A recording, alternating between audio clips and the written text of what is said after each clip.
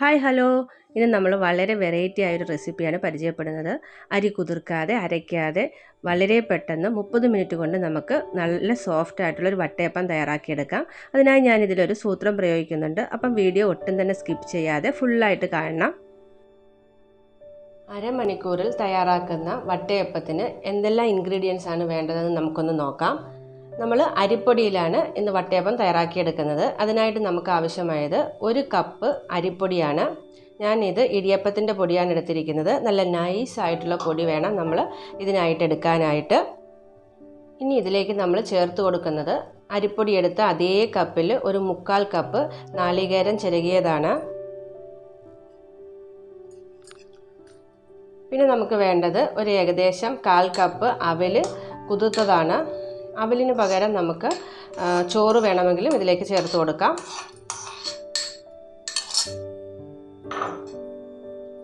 ഇനി നമുക്ക് ഇതിലേക്ക് വേണ്ടുന്നത് ഒരു 1/4 കപ്പ് പഞ്ചസാരയാണ്. 1/4 കപ്പ് പഞ്ചസാര ചേർക്കുകയാണെങ്കിൽ ഏകദേശം നമുക്കൊരു മീഡിയം മധുരം ഉണ്ടാവും. മധുരം നമുക്ക് ഒരുപാട് ആവശ്യമുണ്ടെങ്കിൽ കുറച്ച് കൂടുതൽ പഞ്ചസാര ചേർത്ത് കൊടുക്കാം.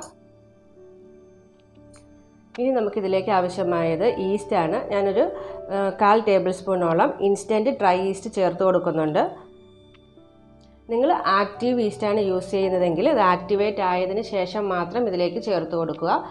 ആക്ടിവേറ്റ് ആക്കാനായിട്ട് നമുക്ക് 1 ടേബിൾ സ്പൂണോളം ആക്റ്റീവ് ഈസ്റ്റും 1 ടേബിൾ സ്പൂൺ പഞ്ചസാരയും കുറച്ച് വെള്ളം ഒഴിച്ച് ഒരു 5 മിനിറ്റ് അടച്ച് വെച്ച് കഴിഞ്ഞാൽ അത് ആക്റ്റീവ് ആവും. അതിനുശേഷം നമുക്കിതിലേക്ക് ചേർത്ത് കൊടുക്കാം.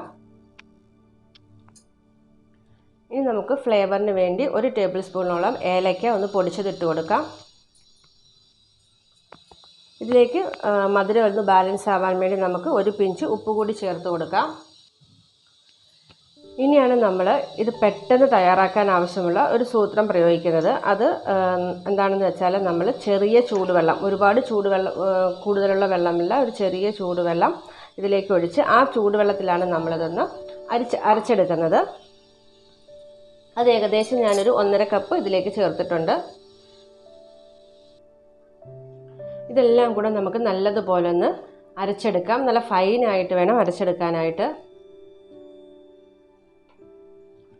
നമ്മൾ നല്ലതുപോലെ അരച്ചെടുത്തിട്ടുണ്ട്. ദോശമാവിൻ്റെ ഒരു കൺസിസ്റ്റൻസിയിലാണ് നമ്മൾ അരച്ചെടുത്തിരിക്കുന്നത്. ഇനി നമുക്കിതൊരു പാത്രത്തിലേക്ക് മാറ്റി കൊടുക്കാം. ഈ ഒരു കൺസിസ്റ്റൻസിയിൽ വേണം നമുക്ക് മാവ് അരച്ചെടുക്കാനായിട്ട്. ഇനി നമുക്ക് ഒരു അരമണിക്കൂർ അടച്ചു വെക്കാം. അരമണിക്കൂർ കഴിയുമ്പോഴേക്കും നമ്മുടെ മാവ് നല്ലതുപോലെ പൊന്തി വരും.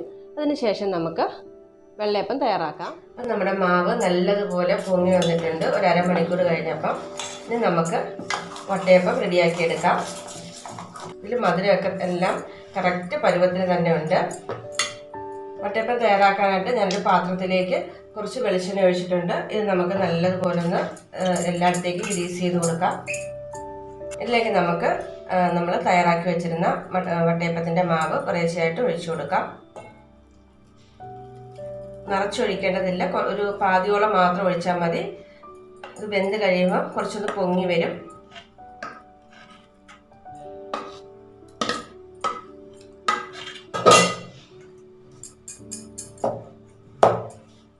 ഇനി നമുക്ക് ഇതൊരു 20 മിനിറ്റ് സ്റ്റീം ചെയ്തെടുക്കണം.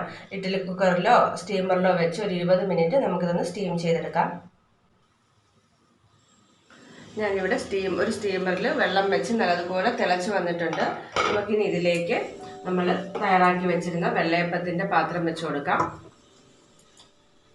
ഇതിൽ നമ്മൾ ഗാർണിഷ് ചെയ്യുന്നുണ്ടെങ്കിൽ കാഷ്യൂനട്ടോ കിസ്മിസോ ടൂട്ടി ഫ്രൂട്ടിയൊക്കെ വെച്ച് നമ്മൾ ഗാർണിഷ് ചെയ്യുന്നെങ്കിൽ ഇതൊന്ന് പാതി വെന്തതിന് ശേഷം ഇതിലേക്ക് നമുക്ക് വെച്ച് കൊടുക്കാം. നമ്മളിപ്പം വെക്കുകയാണെങ്കിൽ അതെല്ലാം അങ്ങ് താഴേക്ക് പോകും. അപ്പം നമുക്ക് അത്രയും നല്ല ഭംഗിയിൽ ഗാർണിഷ് ചെയ്ത് കിട്ടില്ല. ഇനി നമുക്കിത് അടച്ച് വെച്ച് ഒരു 20 മിനിറ്റ് നല്ലതുപോലെ ഒന്ന് വേവിച്ചെടുക്കാം. 5 മിനിറ്റ് കഴിഞ്ഞിട്ടുണ്ട്. നമുക്കിതിലേക്ക് കുറച്ച് കാഷ്യൂനട്ടും കിസ്മിസും വെച്ച് ഗാർണിഷ് ചെയ്യാം.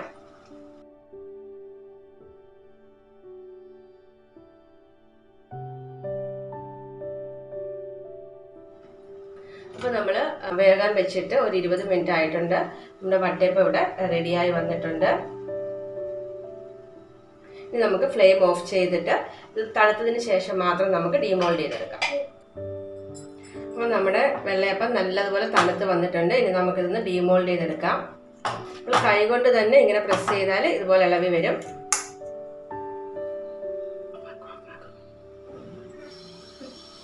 അപ്പോൾ നമ്മൾ ഡീമോൾഡ് ചെയ്തെടുത്തിട്ടുണ്ട്. വളരെ സോഫ്റ്റ് ആയിട്ടുള്ള നമ്മുടെ വെള്ളയപ്പം ഇവിടെ റെഡിയായിട്ടുണ്ട്.